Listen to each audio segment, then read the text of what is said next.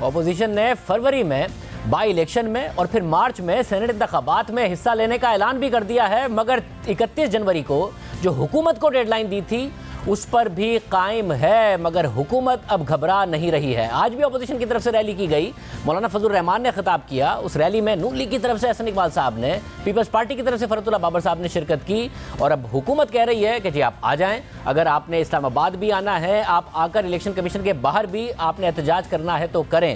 ہمارے ساتھ سینئر صحافی اور تجزیہ کار حامد میر صاحب اور فاضل حسین صاحب موجود ہیں، آپ دونوں کا بہت شکریہ۔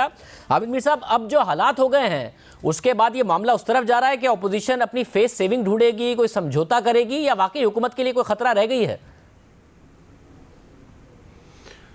دیکھیں شاہزیب خانزادہ صاحب، جو صورتحال ہے نا وہ بڑی ہی کمپلیکیٹڈ ہے۔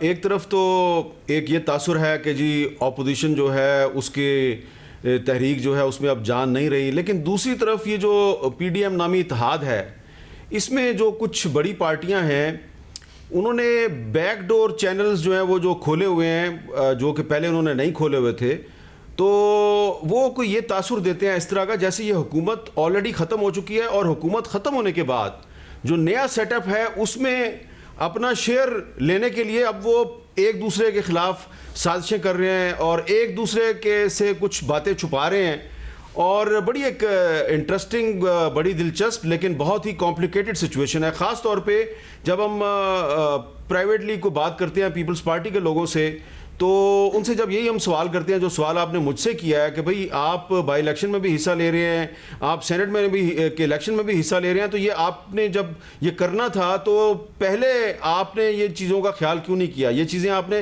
پہلے ڈسکس کیوں نہیں کی؟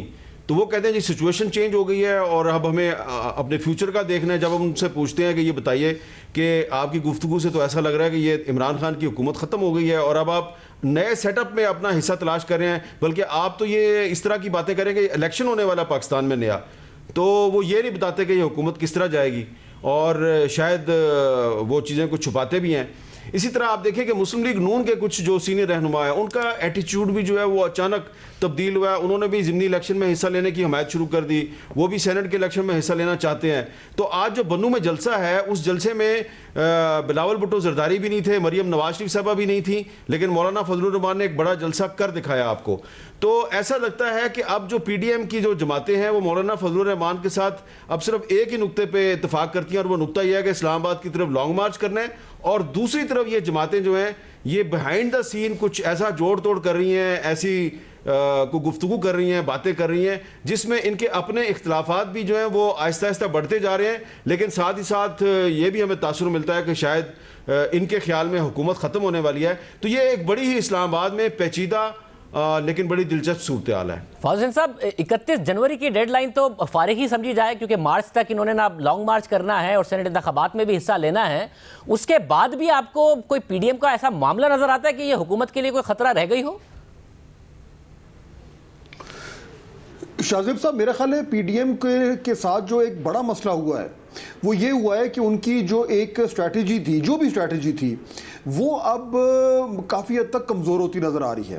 انہوں نے جس طریقے سے اپنا ایک یونیفائڈ سٹانس جو ہے وہ بنایا تھا اور کہا تھا کہ ہم جنوری تک جو ہے وہ آر یا پار کر دیں گے، میرا خیال ہے وہ ان سے مس کیلکولیشن ہوئی، کیونکہ انہوں نے وہ بڑا ہدف تو ہمارے سامنے رکھ دیا، لیکن اس ہدف تک پہنچنے کا جو طریقہ کار تھا، جو ڈیٹیلز تھیں، وہ شاید یہ ورک آؤٹ نہیں کر پائے، اور اس میں شاید پی ایم ایل این اور جے یو آئی جو تھے انہوں نے کچھ اپنے مفروضے اپنے سامنے رکھے ہوئے تھے، اور پاکستان پیپلز پارٹی جو تھی وہ کسی اور ڈگر جو ہے وہ چل رہی تھی۔ تو اس کی روشنی میں اب ہوا یہ ہے کہ 31 جنوری کے ڈیڈ لائن، جیسا کہ آپ نے کہا، وہ میرا خیال ہے اب بہت حد تک جو ہے وہ غیر فعال ہو گئی ہے۔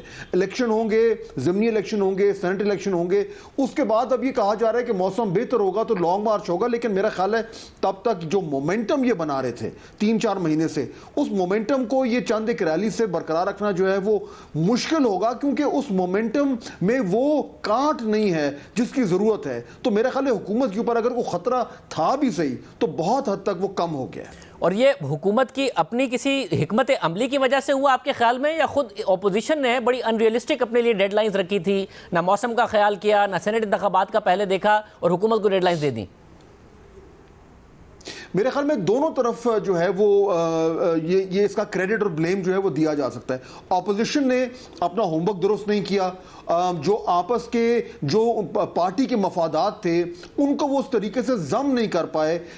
اگر جو پی ڈی ایم کا ایک گرینڈ اگر کوئی اسٹریٹجی ہوتی ہے اس میں نہیں کر پائے، اور جو آپریشنل ڈیٹیلز تھی کہ گورنمنٹ کو کیسے نکالا جائے گا اس کا جواب وہ آج تک نہیں دے پائے۔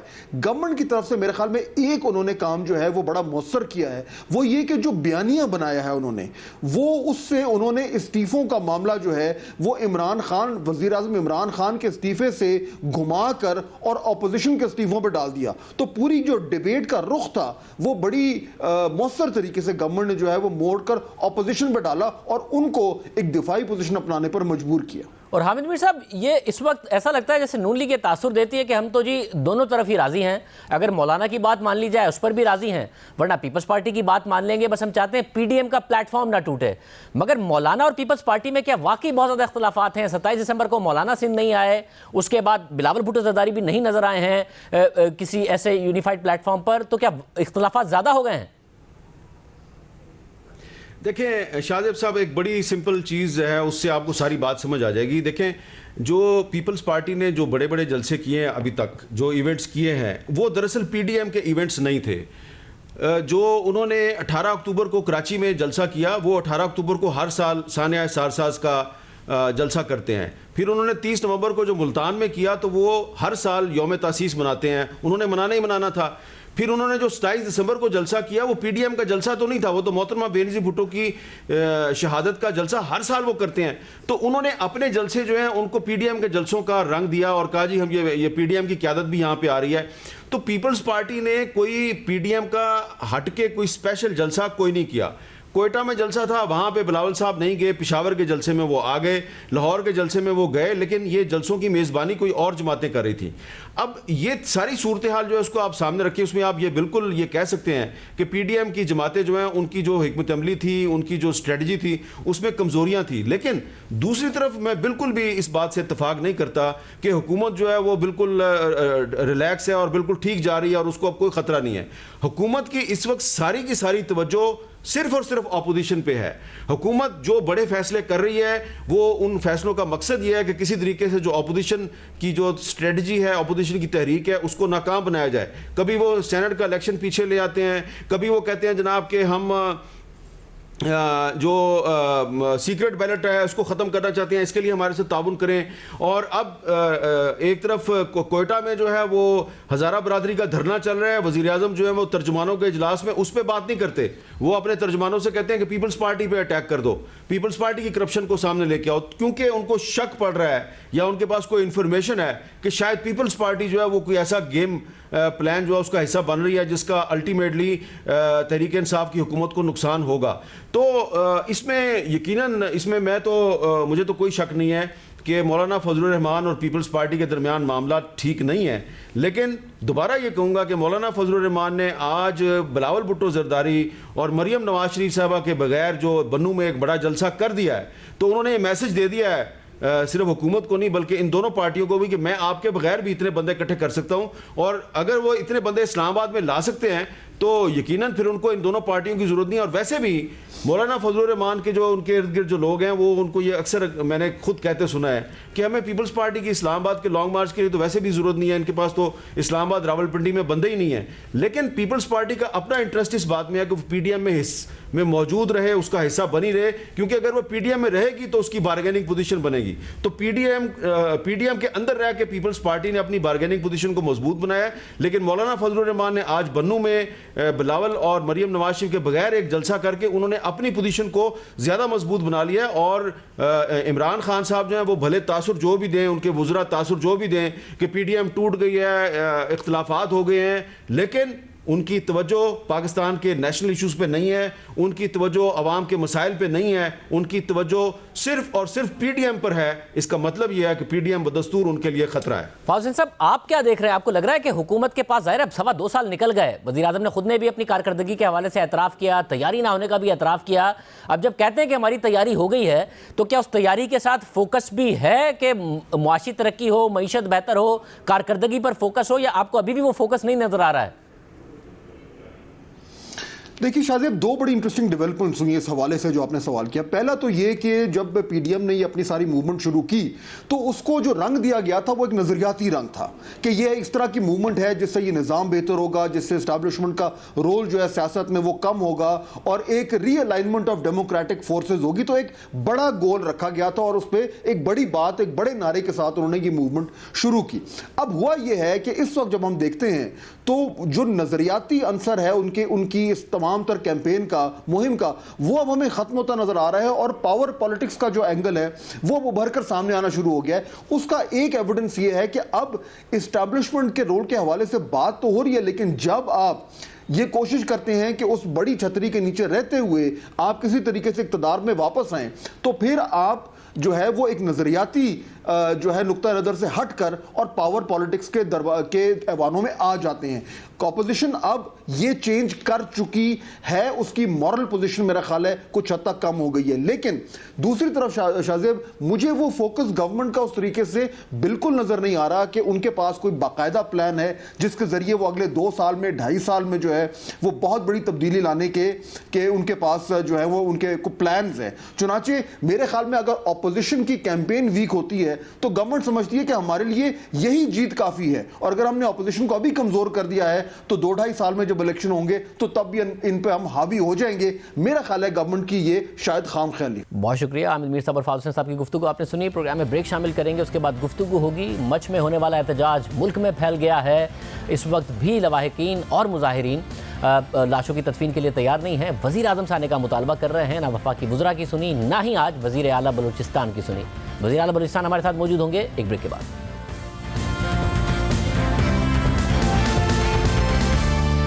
मुसलसल चौथा दिन है मच में होने वाले 11 कानकनों के कत्ल के खिलाफ कोयटा मगरबी बाईपास पर हज़ारा बरादरी का धरना जारी है। सख्त सर्दी के बावजूद मुजाहिरीन धरना दिए बैठे हैं। हर गुजरते दिन के साथ एहतजाज करने वालों की तादाद में इजाफा होता जा रहा है और ये एहतजाज सिर्फ कोयटा तक महदूद नहीं है, बल्कि इसका दायरा वसी होकर मुल्क के मुख्तलिफ शहरों तक फैल गया है। सानह मच के खिलाफ कराची के 10 से ज़ायद मकामात पर धरना जारी है। धरनों की वजह से शहर की मुख्तलिफ शाहराहों पर ट्रैफिक जैम है। इसके अलावा हैदराबाद, लाहौर और इस्लामाबाद के मुख्तलिफ मकामात पर भी सानह मच के खिलाफ धरना दिया गया है। हुकूमत की जानिब से कोयटा में मुजाहरा करने वाले हज़ारा बरादरी के साथ मुज़ाकरात की कोशिशें अब तक नाकाम रही हैं। सूबाई वज़रा ने धरने के शुरा से मुलाकात की मगर नाकाम हुए। वज़ीर दाखिला शेख रशीद भी उनसे मुज़ाकरात में नाकाम हुए, जिसके बाद गुज़िश्ता रात वफाकी वज़ीर अली ज़ैदी, जुल्फ़ी बुखारी और डिप्टी स्पीकर कौमी असम्बली कासिम सूरी ने भी कोयटा में हज़ारा बरादरी से मुलाकात की और नाकाम लौटे। वज़ीर आला बलोचिस्तान जाम कमाल मुल्क से बाहर थे। आज उन्होंने मुजाहिरीन को मनाने की कोशिश की मगर वो भी नाकाम रहे। एहतजाज करने वालों का कहना है कि जब वज़ीर आज़म खुद आकर यकीन दहानी कराएंगे तब ही धरना ख़त्म करेंगे और लाशों की तदफीन करेंगे। जबकि वज़ीर आज़म इमरान खान ने ट्विटर पर यकीन दिलाया है कि वो मुतासरीन के दर्द में शरीक हैं और मुश्किल वक्त में उनके साथ खड़े हैं। वज़ीर आज़म ने अपने ट्वीट में लिखा कि मैं आपका दर्द बांटता हूँ और गम के इन लम्हात में यकजहती के इजहार के लिए पहले भी आपके पास आ चुका हूँ, दोबारा भी जल्द हाजिर होऊंगा। मैं अपने लोगों के एतमाद को कभी ठेस नहीं पहुँचाऊँगा। अज़राए करम अपने प्यारों को दफन कीजिए। एक और ट्वीट में वज़ीर आज़म ने मज़ीद कहा कि मैं दोबारा यकीन दहानी करवाना चाहता हूँ कि मैं लवाहिकीन की तकालीफ और मुतालबों से आगाह हूँ। मुस्तकबिल में ऐसे हमलों के तदारुक के लिए हम इक़दामात उठा रहे हैं और जान लें कि हमारा हमसाया इस फ़िरक़ावाराना दहशतगर्दी को हवा दे रहा है। मगर धरना जारी है और मुजाहिरीन वज़ीर आज़म इमरान खान का इंतज़ार कर रहे हैं। माजी में जब कोयटा में दहशतगर्दी हुई थी और इमरान खान अपोजिशन में थे, उस वक्त उन्होंने क्या कहा था, सुनिए। बसों से निकाल के कि जी शिया इसको कत्ल कर रहे हैं, हजारा को वहां मार रहे हैं कोयटा के अंदर कि जी वो शिया इंसानों का कत्ल कर रहे हैं। इंशाल्लाह हमारी हुकूमत आने दो, कभी इमरान खान ये नहीं कहेगा जी ये बैरूनी अनासर है, ये जी बाहर से आ गया, बाहर से आए या अंदर से आए। हम इनको आपको खत्म करके दिखाएंगे इन लोगों को। आसिफ जरदारी इस मुल्क का सदर है, उसने अपने एक करप्ट आदमी को जो रेंटल पावर में है उसको प्राइम मिनिस्टर बनाया हुआ है, सारी पावर उसके हाथ में है। वो क्या कर रहा है? क्यों नहीं वो आता इस वक्त लोगों के जो इनसे तकलीफ देखे, जो बेचारे लाशें लेके बैठे हुए लोग। मैं उसका भी कहता हूँ बलोचिस्तान की गवर्नमेंट में सारी पार्टी शामिल है। नून लीग के 2 मिनिस्टर बैठे हैं, पीपल्स पार्टी के मिनिस्टर बैठे हैं, काफ लीग के वजीर बैठे हुए हैं। ये क्या कर रहे हैं? हम इंशाल्लाह आपको दहशतगर्दी खत्म करके दिखाएंगे। मैंने ये कहा हुआ पहले भी, ये 90 दिन के अंदर खत्म हो सकती है अगर आप गैर जानिबदार पुलिस लेके आए। आप मुजरिमों को जो भी जुर्म करे जिन के पीछे हाथ है उनको पकड़ें। ये कौन इनको तहफ़्फ़ुज़ दे रहे हैं मुजरिमों को? इसी तरह 2017 में जब उस वक्त के वजीर आजम नवाज शरीफ ने कोयटा और पारा चनार में दहशतगर्दी के वाक़यात के बाद वहां जाने के बजाय बहावलपुर का दौरा किया था, तो इमरान खान ने उन पर तनकीद करते हुए कहा था कि बदकिस्मती से वजीर आजम ने सिर्फ बहावलपुर जाने का इंतखाब किया, कोयटा और पारा चनार में हमारे लोग सोग में हैं। क्या नवाज शरीफ बलूचिस्तान और फाटा के वजीर आजम नहीं हैं? आज इमरान खान वजीर आजम हैं। हज़ारा बरादरी 11 कानकनों के बेदर्दी से कत्ल पर दुख में है और मुंतज़िर है कि वजीर आजम उनके पास आएँ और उनकी बात सुने, मगर ना वजीर आजम वहाँ गए और ना ही अपोजिशन की क़यादत अब तक वहाँ गई है। मगर अब नून लीग की नायब सदर मरियम नवाज ने ट्वीट किया है कि मैं अपने वालिद नवाज शरीफ की हिदायत पर इंशाअल्लाह कल ये इल्तिजा लेकर अपनी बहनों और भाइयों के पास जा रही हूँ कि वो अपने प्यारों को अल्लाह के हवाले कर दें। मुझे यकीन है कि वो अपनी बेटी की दरख्वास्त रद्द नहीं करेंगे। वज़ीर आला बलूचिस्तान जाम कमाल खान आज धरने में गए और उन्होंने मुजाहिरीन से मुज़ाकरात करने की कोशिश की मगर नाकाम रहे। इस वक्त वो हमारे साथ मौजूद हैं, उनसे बात करेंगे। जाम कमाल साहब, बहुत शुक्रिया हमें शो में ज्वाइन करने के लिए। जाम साहब, एक लम्हा फिक्रिया नहीं है आपके लिए, आप सूबे के वज़ीर आला हैं और सूबे के अवाम का आप पर एतमाद नहीं है। वो चाहते हैं वज़ीर आज़म आएंगे तो धरना ख़त्म होगा और लाशों की तदफीन होगी। जी, मैं आज उनके पास, जैसे मेरी भी जब मैं उनके साथ बैठा था तो मैंने कहा सूबे के अंदर एक 18वीं तरमीम के बाद बहुत सारे ऐसी चीजें होती हैं कि जो उस सूबे के लोग एक अपने चीफ एग्जीक्यूटिव के साथ ही वही रोल होते हैं और वही उस सूबे के अंदर बहुत सारे काम कर सकते हैं जो शायद कोई वजीर आजम या कोई और फेडरल मिनिस्टर नहीं कर सकता। लेकिन आपको याद होगा कि माजी में कुछ, जैसे आज भी मैं उनके पास तो गया था तो मैंने कहा आप इंसिस्ट क्यों कर रहे हैं वजीर आजम के आने का, तो उन्होंने अपना एक बड़ा वैलिड पॉइंट दिया और उनका वैलिड पॉइंट ये था कि जी जब जरदारी साहब के दौर में ये वाकया हुआ तो वफाकी हुकूमत ने उनसे कुछ वादे किए थे और वो वफाकी हुकूमत ने जो वादे किए थे वो 23 पॉइंट्स ऐसे थे जिनका हम सवाल वफाकी हुकूमत से करना चाहते हैं कि उन्होंने उस पर क्या पेशरफ्ती की। आप डेफिनेटली वो इस पॉइंट ऑफ व्यू से एक बड़ा उनका एक वैलिड पॉइंट बनता है जिसके हवाले से वो वफाकी हुकूमत में खासकर सरबराह मुल्क जो वजीर आजम है उनसे इसीलिए मिलना भी चाहते हैं, उनसे बात भी करना चाहते हैं और अपना प्रोटेस्ट और अपनी डिमांड्स डायरेक्टली उनके सामने रखना चाहते हैं जो कि माजी के एक फेडरल गवर्नमेंट ने उनके सामने रखे थे। ऐसा मगर फेडरल गवर्नमेंट के वज़रा आए मगर वो नहीं उन्हें मना सके, तो अब क्या रास्ता निकाला जाएगा? क्योंकि वजीर आजम ने कहा है वो आएंगे मगर अभी वजीर आजम नहीं आ रहे। जी, आज हमने अभी उनके वफ्द मुझसे कंटिन्यूसली अभी भी हम उनके वफूद कुछ थे उनसे हमारी मुलाकात भी हुई है, मेरी बात भी हुई थी, जो कुछ स्कॉलर्स भी हैं उनसे हुई थी कि कम से कम ने कहा था कि हम ये कम से कम कर लें कि दफनाने के अमल को हम कर लें और साथ साथ वैसे ही वजीर आजम साहब आएंगे फिर हम आप अपनी एजिटेशन भी उनके सामने रखिएगा, उनसे पूरा खुल के बात भी कीजिएगा। अब कन्विंस हम कोशिश कर रहे हैं लेकिन शायद उनका मौकफ अभी तक इसी चीज पे बरकरार है कि जब तक वजीर आजम साहब नहीं आते तो दफनाने का अमल इस लिहाज तक मुश्किल है। हाँ, अगर लवाकिन मान जाते हैं तो वो इस बात पे राजी हैं कि वो शायद आज भी दफना दें, कल भी दफना दें। तो इस सूरत में आप वजीर आजम से क्या कहेंगे कि वो बात की जगह फौरी तौर पर आ जाएं? आप वजीर आजम से क्या मुतालबा करेंगे? जी बिल्कुल, मेरे ख्याल से वही है कि वजीर आजम तो देखें हर सूरत वैसे भी आएंगे, अगर इसी दौरान आ जाए तो इंशाल्लाह बेहतर होगा। साथ ही रियासत पाकिस्तान की ज़ाहिर जिम्मेदारी है कि अपने शहरियों का तहफ़्फ़ुज़ करे, उनकी जान और माल का तहफ़्फ़ुज़ करे। हज़ारा बरादरी के लिए माजी में भी हमने देखा कि किस किस्म के वाक़यात हुए, बहुत सारे लोग जो जा सकते थे चले गए, मुख्तलिफ ममालिक में असाइलम लिया, जो नहीं जा सकते थे गैर कानूनी तरीके से जाने की कोशिश की, फिर इसके अलावा कुछ लोग जो वहाँ मौजूद हैं उनके साथ इस किस्म के वाक़यात हो जाते हैं। रियासत पाकिस्तान की जिम्मेदारी नहीं है कि उनसे किए गए वादे पूरे करे, उन्हें तहफ़्फ़ुज़ दे? मैं शाजिद साहब ये बात कहूँगी कि पिछले अगर आप तकरीबन 3-4 साल का रिकॉर्ड निकाल लें और उससे पहले का निकाल लें तो चीज़ों में बहुत बेहतरी आई है।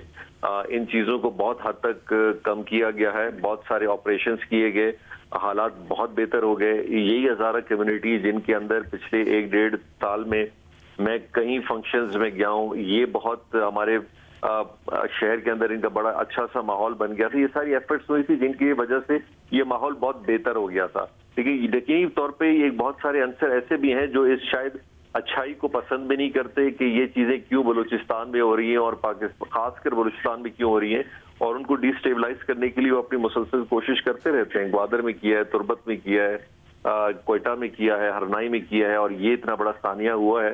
तो हम देखें दोनों चीजों को अपने साथ रख रहे हैं कि हम अपनी जिम्मेदारी की डेफिनेटली देखें। मैं नहीं कहूँगा कि हम वॉर जोन में हैं لیکن بلوچستان ایک ایسا ایریا بنا ہوا ہے، اور خاص کر کے پی کے ایریا، جہاں اس طرح کی وارداتیں دشمن عناصر ہمارے ساتھ کرتے ہیں. تو ہم یہ اگر سوچ لیں کہ یہ بالکل ختم ہو جائے گا، پاکستان میں کوئی واردات نہیں ہوگا، تو یہ میرے خیال یہ ہم اپنی تسلی کے لیے تو کہہ سکتے ہیں، لیکن ہمیں ہر چیز کے لیے تیار ہونا چاہیے اور اپنی تیاری کو بہتر کرتے ہوئے اپنے علاقوں کو مزید اور اچھا سیکیور کرنا چاہیے. بہت شکریہ. جام کمال صاحب ہمارے ساتھ موجود تھے. وہ بھی کہہ رہے ہیں کہ وزیر اعظم سے وہ یہی کہیں گے کہ اگر بعد میں آنا ہے تو ابھی آ جائیں، تاکہ کم از کم تدفین کا مسئلہ حل ہو سکے، کیونکہ جو اس وقت لواحقین ہیں وہ اور جو احتجاج کرنے والے ہیں وہ اس بات کے لیے تیار نہیں ہیں کہ وزیر اعظم کے آئے بغیر لاشوں کی تدفین کی جائے. پروگرام میں ایک بریک شامل کرتے ہیں.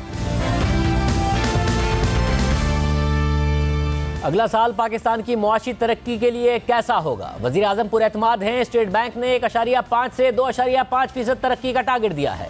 لارج اسکیل مینوفیکچرنگ میں اس مالی سال میں 5% سے زیادہ کی ترقی ہے، جبکہ گزشتہ 2 سال میں مسلسل منفی گروتھ ریکارڈ کی گئی. کرنٹ اکاؤنٹ کنٹرول میں ہے اور 5 ماہ میں سرپلس رہا ہے. دسمبر میں برآمدات میں 18% اضافہ دیکھا گیا ہے.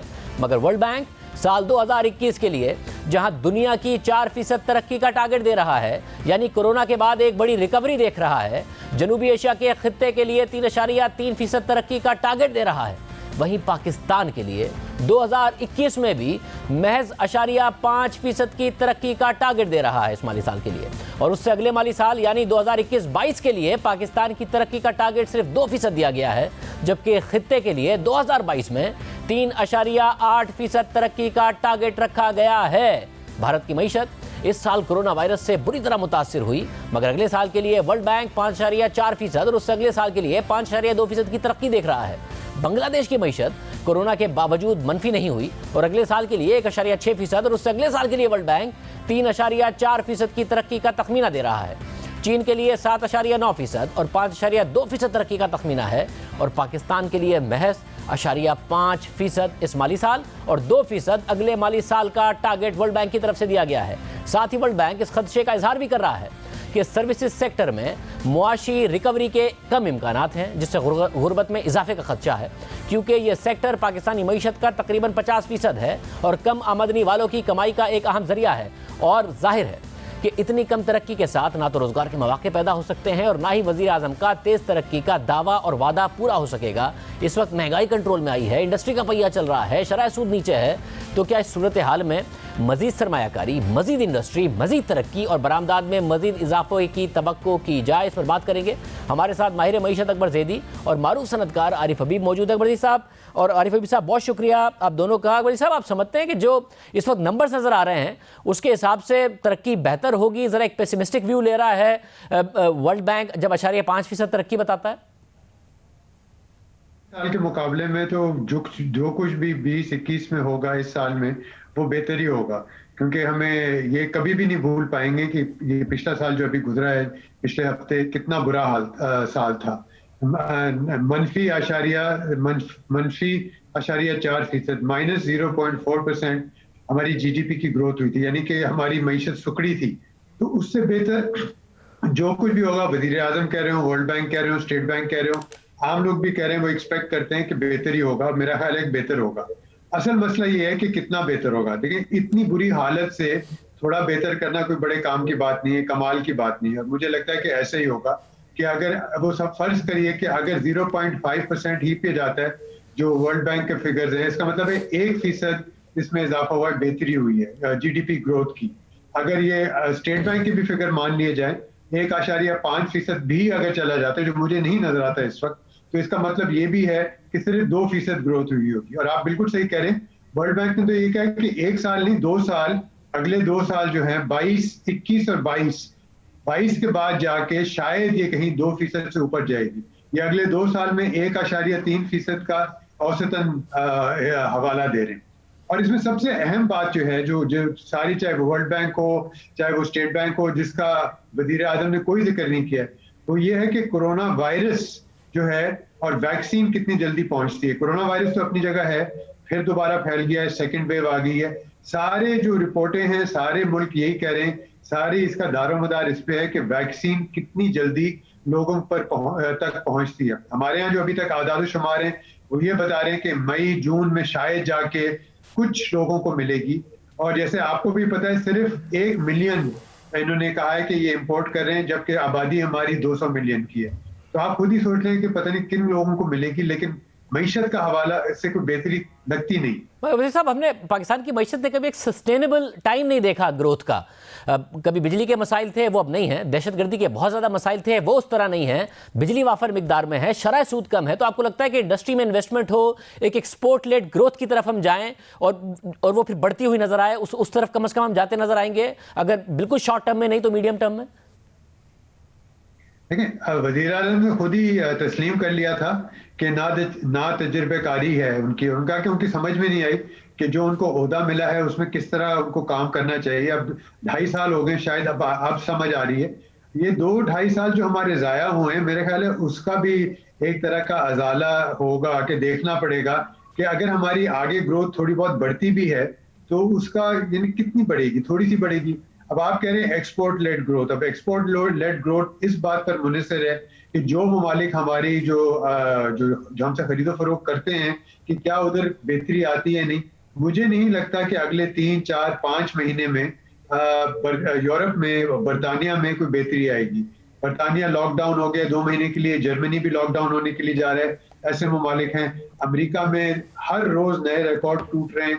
تو وہ یہ بھی ماننا پڑے گا جو پاکستان چاہے کچھ بھی کرے کہ جب تک ہماری ایکسپورٹس نہیں بڑھیں گی, جب تک ہمیں باہر ہمارے مارکیٹس نہیں کھلیں گے, ہم کچھ نہیں کر سکتے. تو یہ ایک مسئلہ ہے. لیکن ساتھ ساتھ میں یہ بھی کہوں گا کہ ہمیں ہمیشہ یہ یاد رکھنا چاہیے کہ کورونا وائرس آنے سے پہلے ہی ملک کی معیشت بہت ہی برے حال میں تھی. تو وہ اس میں آپ کورونا وائرس کو ایک کیا کہنا چاہتے ہیں, ایک ایکسکیوز کے طور پر آپ نہیں کہہ سکتے, کیونکہ اس سے پہلے ہی بہت بری ہو گئی. مجھے لگتا ہے کہ اب 1.9% تھی کورونا آنے سے پہلے.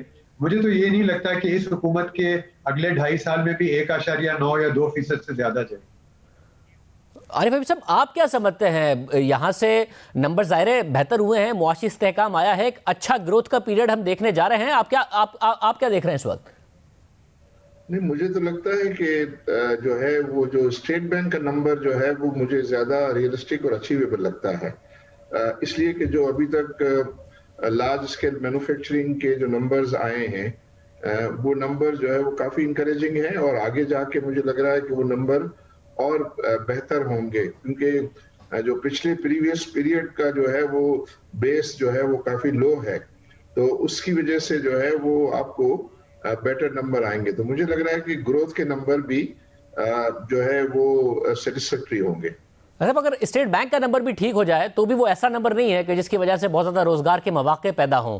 آپ کو اس وقت ایسا انوائرمنٹ لگ رہا ہے کہ جی سرمایہ کاری ہو اور آنے والے سالوں میں اس کے ہمیں نتائج نظر آ رہے ہوں اس انویسٹمنٹ کی وجہ سے؟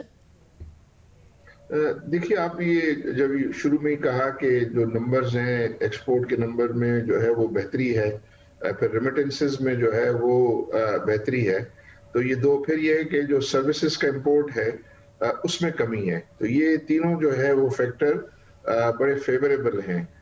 تو اس حساب سے, اور پھر یہ ہے کہ جو پوسٹ کووڈ جو اسٹیٹ بینک نے کچھ جو فائنینسنگ فیسلٹیز اویلیبل کی ہیں, پرٹیکولرلی جو ٹرف جو ہے وہ بہت ہی کم ریٹ پر انہوں نے نئی انویسٹمنٹ کے لیے جو فیسلٹی دی ہے, وہ تقریباً آپ پڑھتے ہوں گے کہ 270 بلین سے زیادہ کی تو جو ہے وہ ڈسبرسمنٹ ہو گئی ہے, اور ابھی جو ہے وہ اپلیکیشن پینڈنگ ہے, وہ 500 بلین تک جانے کی بات ہے. تو جن لوگوں کو اتنے جو سستا جو ہے وہ فائنانس مل رہا ہے, تو وہ جو اپنی ایکسپینشن اور اپنی جو نئی انویسٹمنٹ وہ 1-2 سال کے بعد کرنے والے تھے, انہوں نے بھی اپنی انویسٹمنٹ ایڈوانس کر لی ہیں.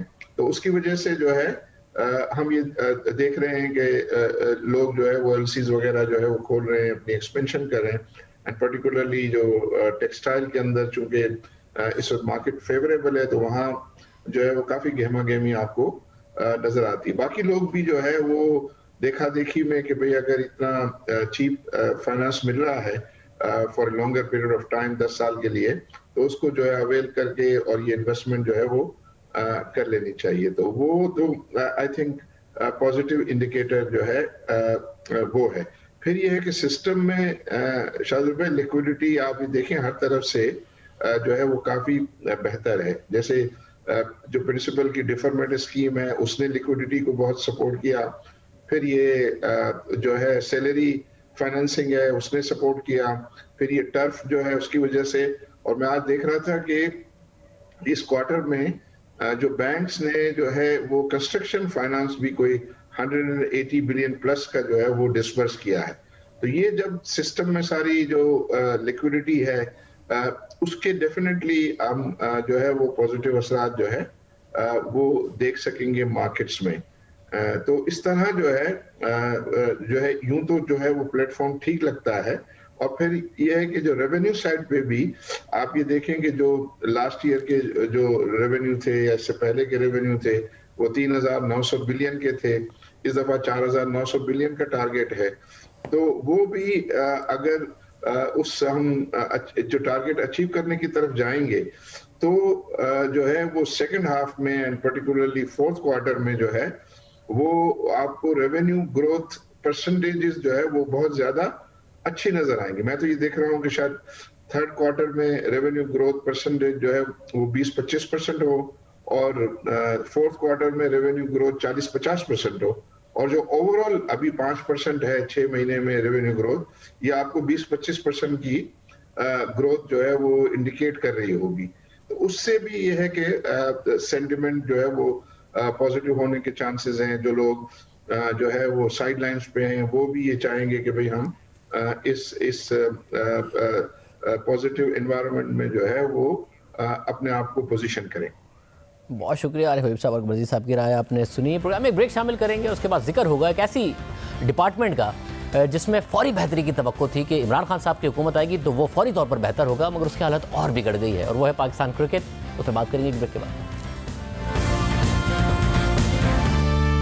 न्यूजीलैंड के हाथों शिकस्त के बाद पाकिस्तान क्रिकेट में तब्दीली की खबरें सरगर्म हैं।